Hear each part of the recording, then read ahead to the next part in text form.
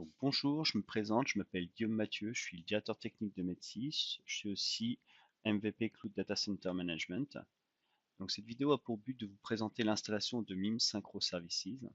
Alors, MIM Synchro Services, c'est un outil de synchronisation qui est relativement abordable puisqu'en fait son prix est inclus dans une licence Windows Server. Donc, MIM Synchro Services fait partie de l'ensemble de l'outil MIM 2016, donc de cette suite d'outils qui inclut donc le MIM Synchro Services, mais aussi le MIM Services, BHOLD et d'autres composants qui permettent de faire par exemple du Just Enough Administration. L'idée, c'est que cette brique-là, en fait, va nous permettre de mettre en place de la synchronisation entre les bases RH d'un client hypothétique et nos différents target systems, AD, Exchange et des applications métiers tiers sous SQL. Donc cette vidéo, on va voir l'installation de cette solution.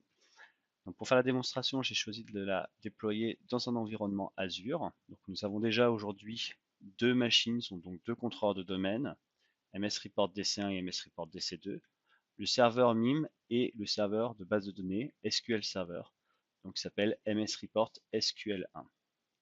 Alors je propose qu'on se focalise un petit peu sur la configuration matérielle de cette machine. Donc première chose à savoir, en termes de configuration, je suis parti sur une série D et une série DS3 pour être précis. Alors, on va y aller de suite.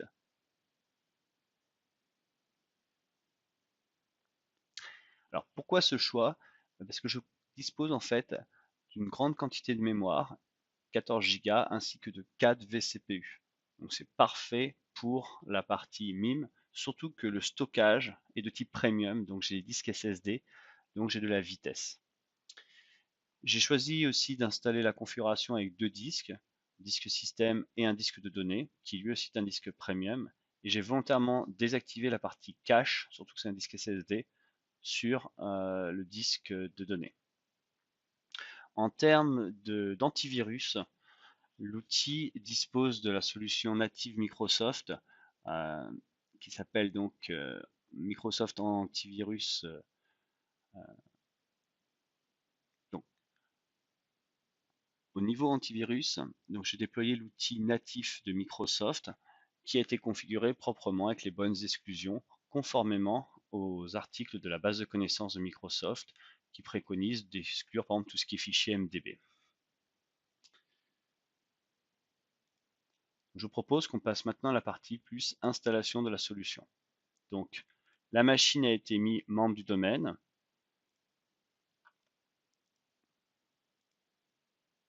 Et donc là, je vais vous montrer la partie installation SQL Server. Donc je vais déployer SQL Server 2016 SP2. Donc c'est une version qui est prise en charge complètement depuis MIM Synchro Services 2016 Service Pack 1. Donc c'est parti. Il y a globalement pas grand chose à savoir, mis à part le fait qu'en termes de collation, si vous souhaitez déployer System Center Service Manager, qui est un composant qui est utile pour la partie reporting de MIM, quand on déploie aussi tout ce qui est MIM Service, à ce moment-là, il vous faudra mettre une collation qui sera latin 1 général 100 et non pas la collation par défaut qui est SQL latin général. Si vous mettez cette collation-là, vous aurez un message d'erreur quand vous déployez System Center 2012 Service Manager. Alors ce n'est pas du tout ce que je veux faire parce que moi justement je préfère utiliser uniquement la brique qui permet de faire la synchronisation, c'est-à-dire le moteur de synchro, et surtout qui ne nécessite pas de licence tierce autre que Windows Server. Voilà, en termes de composants, il faudra bien penser à mettre Database Engine et une Full Text Search. Voilà, j'ai mis la licence.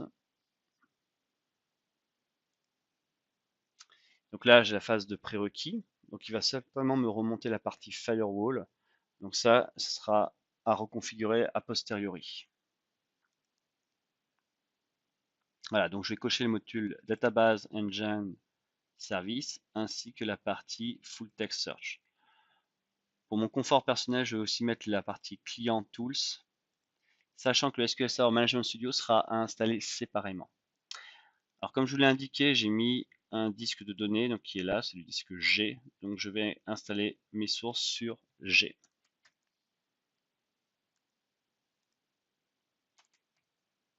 Voilà. Alors, il y a une bonne pratique qui est de splitter les disques de log et les disques de base de données. Bon, moi, l'architecture sous-jacente étant la même, la valeur ajoutée est moindre. Voilà. Je préfère quand même séparer disque système, disque de données, euh, pour éviter que, par exemple, l'accroissement de la taille de la base de données sature l'espace disque. Bon, c'est peu probable dans mon cas, mais c'est une bonne pratique. Alors, on va régler la partie collation aussi, juste après. Voilà. Donc là, moi, je vais créer une instance que je vais appeler mime. Voilà. Et surtout,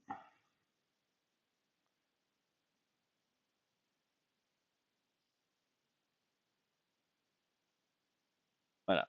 Surtout aller sur la partie collation. Vous voyez, par défaut, c'est SQL Latin 1 général. Donc celui-là n'est pas pris en charge par System Center Service Manager 2012. Encore une fois, sur notre plateforme, j'en ai pas besoin. Mais par acquis de conscience, je préfère vous montrer la bonne version à déployer. C'est Latin 1.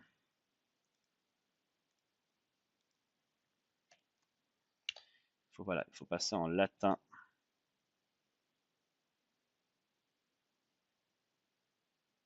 Latin 1 général. Sans. Et surtout, vous mettez case sensitive. Non, vous ne mettez surtout pas case sensitive, mais vous mettez accent sensitive. Et donc, normalement, vous devez obtenir ceci. Latin 1 général sans CI case insensitive, accent sensitive. Voilà, je vérifie, c'est ce que je me suis noté normalement tout à l'heure. Latin 1 général sans CIAS. Voilà, tout à fait. Donc, au niveau des comptes de service, moi, je vais laisser je n'ai pas de cluster, donc j'ai pas besoin de faire de configuration spécifique. Donc, je vais laisser tous les comptes par défaut. La seule chose que je vais faire, c'est que je vais démarrer le SQL Server Agent parce que je m'en servirai pour faire les backups, par exemple. Voilà. Et le full text aussi, voilà, je laisse la conf comme c'est. Le browser aussi, j'aime bien pouvoir que mes instances puissent être localisées facilement. Donc là, c'est bon. Le service Database Engine est en automatique, donc nous sommes pas mal. On continue. Voilà. Alors, j'ai par principe de toujours mettre le mode SA. Alors, c'est en termes de sécurité assez contesté. Donc bon, je vous laisse à votre appréciation de le faire ou pas.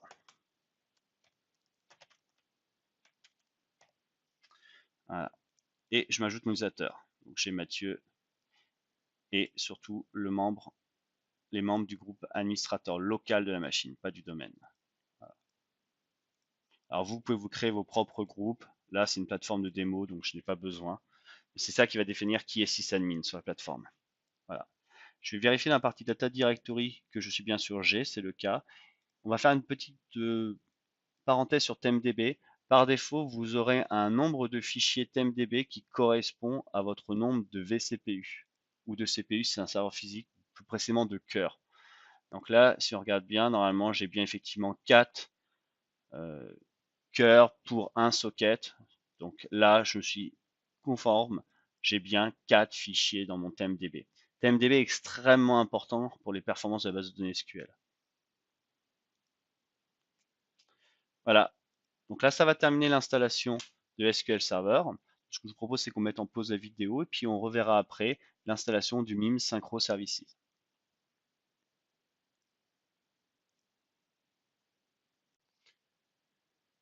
Donc voilà, l'installation est terminée.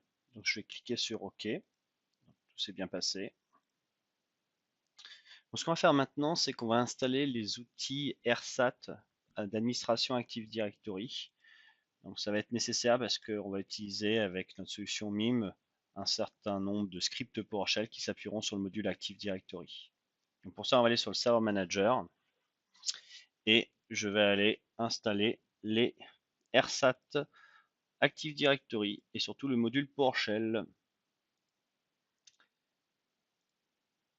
Donc ça se trouve absolument pas dans les rôles, mais bien dans les features, et c'est la partie Remote Services Administration Tools ici. Et donc là, je vais prendre toute la partie Role Administration Tools ADDS, et voilà. Et là, en fait, si on développe un peu, on voit qu'on a bien le module Active Directory pour Windows PowerShell. Ça me permettra aussi de créer comme ça les comptes de service directement sur ce serveur en faisant un peu de renase. Voilà, donc justement, il faudra qu'on crée un compte de service juste après.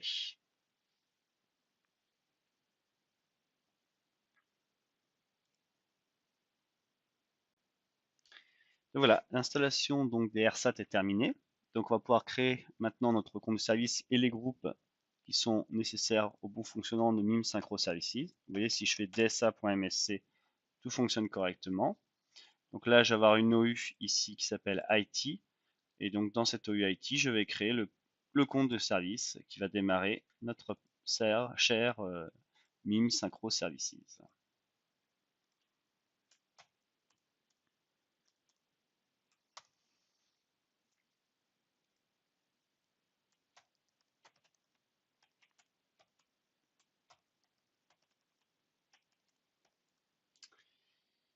Alors comme c'est un compte service, hein, user cannot change password et password never expire.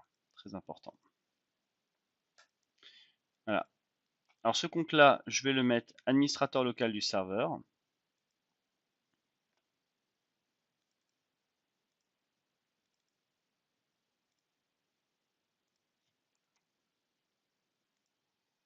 Et donc indirectement, il récupère les accès sysadmin.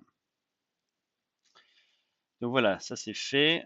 Maintenant, je vais aussi créer des groupes qui vont être nécessaires pour la délégation d'admin. Donc je vais créer tous ces groupes-là. C'est ça que j'ai mis dans un petit notepad.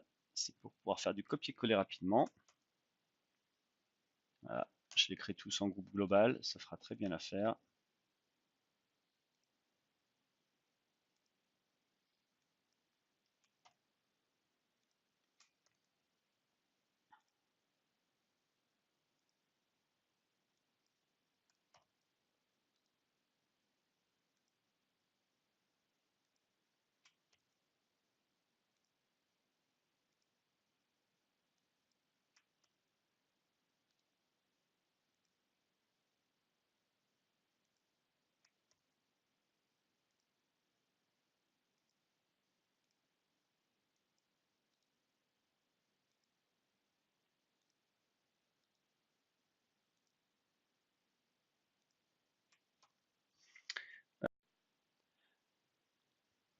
Donc juste quelques précisions importantes.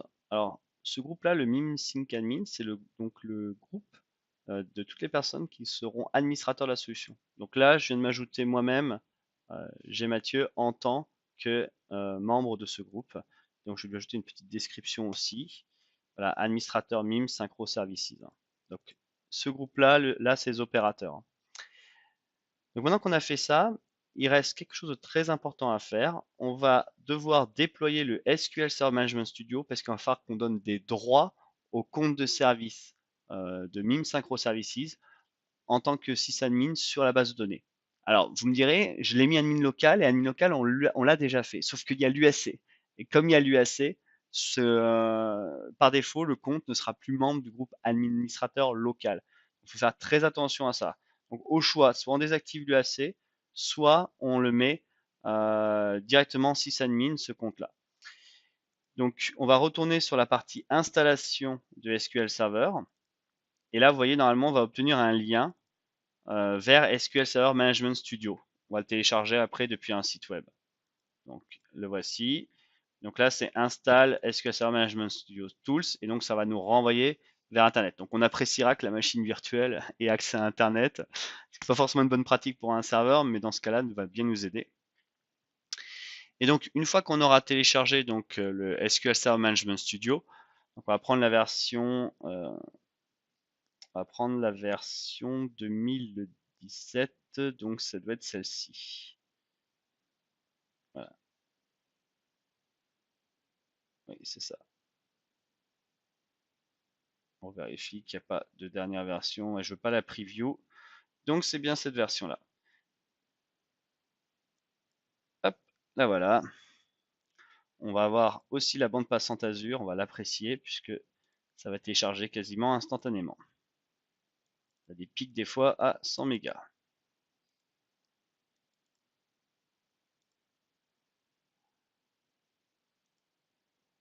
Voilà. Alors, on est qu'à 16 mégas. Bon, des fois c'est mieux. Donc une fois que SQL Server Management Studio sera installé, donc on définira l'utilisateur qui correspond donc au compte de service en tant que sysadmin de la base de données qui va nous servir, enfin du serveur de base de données qui va nous servir pour MIM Synchro Services 2016.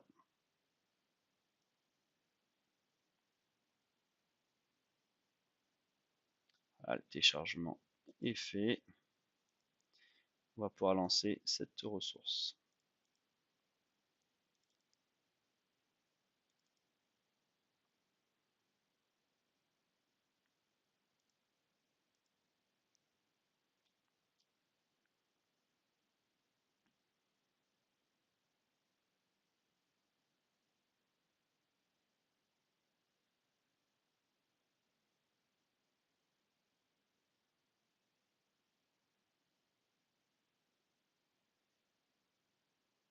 Voilà, l'installation est vraiment basique, il y a juste à cliquer sur Install et à rien faire de plus.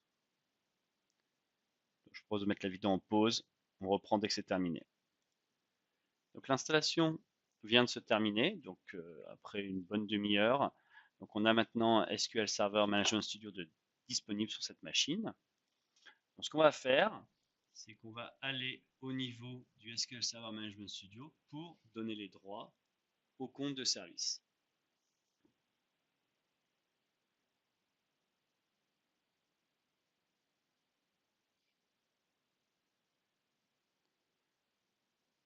Alors notera qu'il est recommandé fortement de redémarrer suite à l'installation de SQL Server Management Studio, donc c'est ce qu'on fera effectivement après.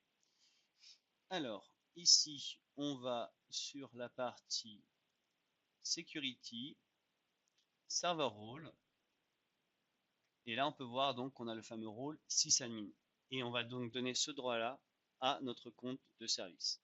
On pourrait être un peu plus restrictif, par exemple un DB owner suffirait. Maintenant, comme c'est un serveur dédié à ce compte, à cette application-là, sysadmin ou DB owner, peu d'importance.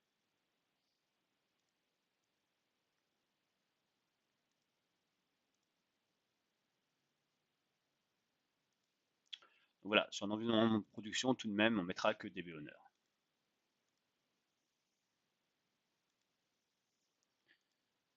S.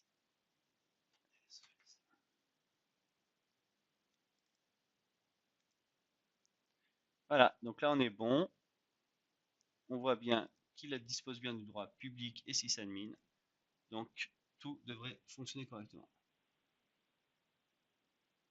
Ah, alors ça, on a cette erreur-là quand effectivement ça, le SVC MIMSync avait déjà un accès. Alors on va vérifier si c'était le cas. Donc hop, là, effectivement, il avait déjà un login et on va aller juste maintenant vérifier les droits. Voilà, il était juste public, mais il n'était pas sysadmin. Donc maintenant, je vais le mettre sysadmin. Voilà, donc là, ça fonctionne. Donc maintenant, on dispose des droits d'administration. Alors, il nous reste un dernier point avant d'installer la partie MIM à faire, c'est l'installation de Visual Studio. Parce que pour compiler les Metaverse Rules ou les rôles extensions, on aura besoin de Visual Studio. Là, c'est vraiment un environnement de développement que je suis en train de monter. Et donc là, il suffit de lancer la partie Visual Studio. Donc là, j'ai téléchargé la version 2017 Pro. Et c'est ça qui va nous permettre donc d'installer la solution. Donc l'installation va se faire via Internet, donc il va tout télécharger. Donc ça va prendre un peu de temps aussi.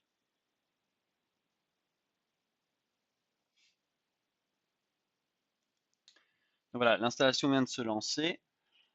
Et donc nous, on a besoin, dans ce cas précis, de faire du développement en C#, pas C++.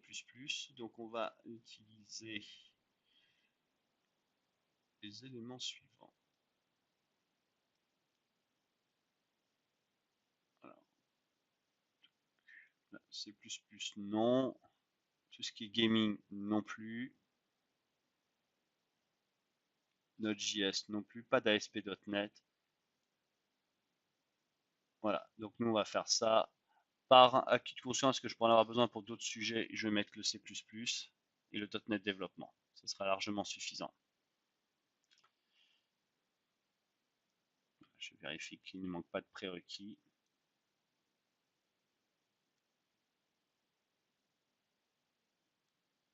Voilà, et on a besoin de Visual Basic. Les DLL peuvent être soit des DLL C#, soit des DLL VB. Donc bah, c'est bon, on va pouvoir lancer l'installation.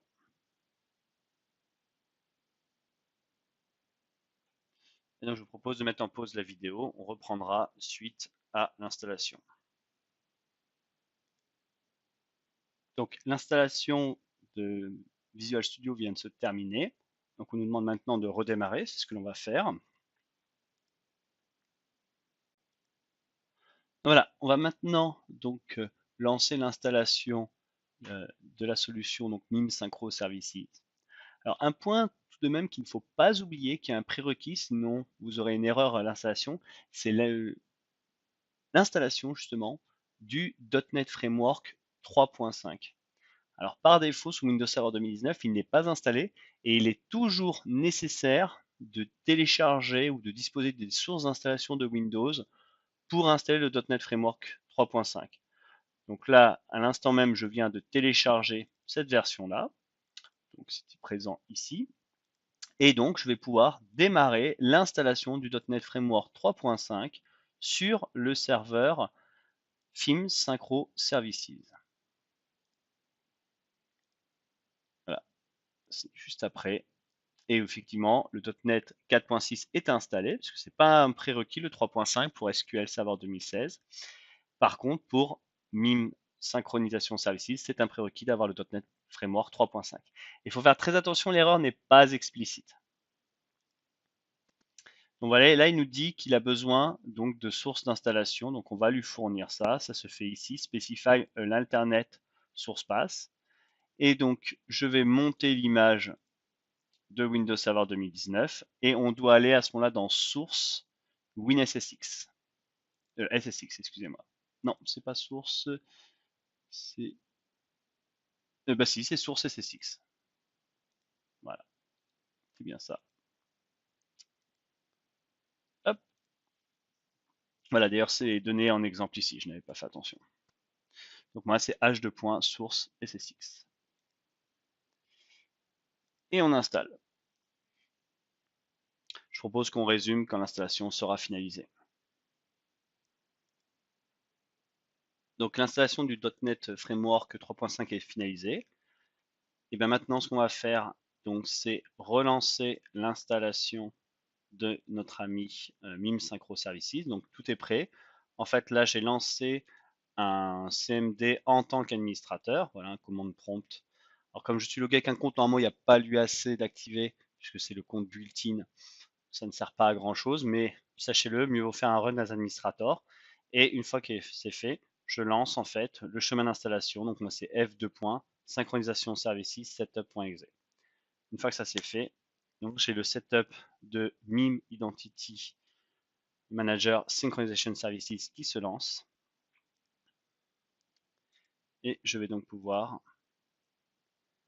alors je vais juste changer l'installation, le mettre sur le dossier. Alors ça va être sur G, vu que l'installation est sur F. Je vais vérifier ça de suite.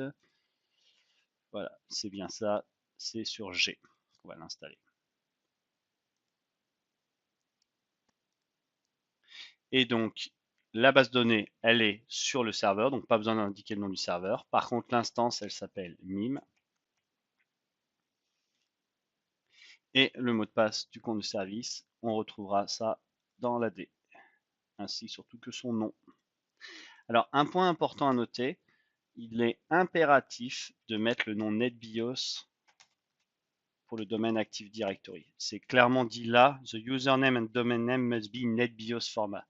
Donc en fait, c'est le SAME contename qu'ils attendent. Excusez-moi, voilà. Et c'est ce nom de domaine-là qu'ils attendent. Parce qu'on peut très bien avoir un domaine qui s'appelle MS Report en NetBIOS et ici on peut définir un suffixe UPN qui est tout autre chose. Voilà, donc il faut le mettre à ce format-là. Ici, je vais juste faire un petit remplacement. Je vais mettre MS Report anti-slash et je vais mettre MIM à la place de FIM. Voilà, j'ai ces petites lettres à changer. Voilà, il faut que je reprenne en fait voilà, la première lettre à chaque fois et je fais CTRL-V.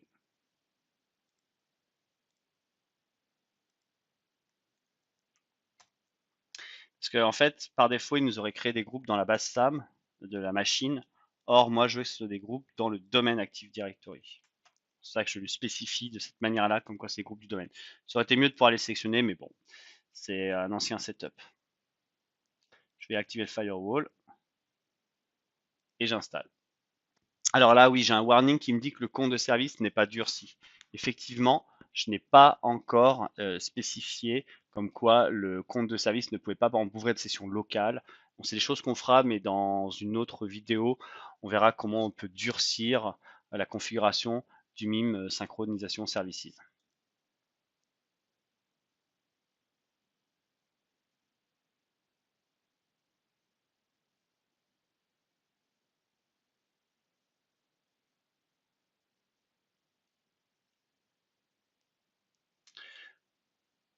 Voilà, là, il nous demande de faire maintenant un backup de la clé de chiffrement des données, parce que c'est quand même des données importantes qu'il y a dans la métaverse. Donc, il ne faut pas qu'elle tombe dans de mauvaises mains. Donc, on a une clé de chiffrement.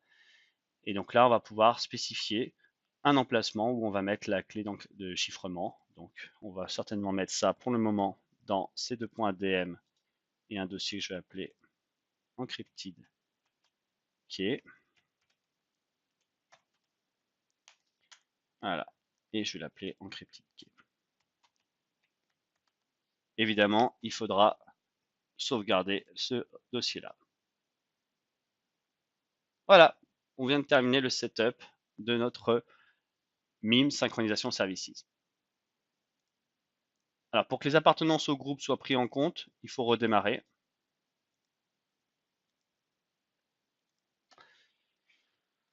Donc, je vais mettre en pause la machine. Donc, le serveur vient de redémarrer. Ce qu'on va faire, c'est qu'on va aller configurer les services de film pour qu'ils démarrent de manière différée. Parce que souvent, vous constaterez que, en fait, le service SQL a bien démarré, donc pas de souci, votre base de données est opérationnelle, d'ailleurs c'est le cas, mais que le service Forefront Identity Manager, donc c'est en fait le MIM Synchro Services, voilà, Forefront Identity Manager Synchronization Services, donc alias MIM, on voit qu'ils n'ont pas tout renommé, ben lui il aura plus de mal à démarrer. Il sera souvent en échec, il faudra le démarrer manuellement. Donc la petite astuce, c'est de le mettre en automatique, mais delayed start. Voilà, comme ça au moins on est sûr qu'il démarrera après le service SQL. Voilà, parce qu'effectivement, il y a une dépendance, mais malgré tout, ça échoue de temps en temps. Alors, une fois qu'on a fait ça, on va pouvoir lancer le MIS client. Donc ça se trouve ici. Là, Open File Location. Et vous allez voir, donc là, c'est un raccourci. Je vais encore une fois aller chercher le raccourci. Donc c'est bien le MIS client.exe. Voilà, c'est ça en fait, cette fameuse console Synchronization Service Manager. Donc, on va aller dans la section Management Agent et on va vérifier que l'on peut créer les connecteurs nécessaires. Donc là, on voit qu'on a déjà tout un tas de connecteurs. Je rappelle que sur le site web de MIM, il y a de nombreux connecteurs supplémentaires que l'on peut télécharger et qui sont gratuits. Donc vraiment là, on dispose, avec juste une licence Windows Server, d'un certain nombre de connecteurs et on peut faire des choses très très avancées, comme par exemple synchroniser notre référentiel des identités avec notre annuaire Active Directory, notre serveur de messagerie ou des applications métiers. Voilà, on a tout ce qu'il faut pour travailler. Voilà, bah écoutez, bonne installation de la solution Forefront Identity Manager, alias Microsoft Identity Manager 2016. Et à très bientôt. Au revoir.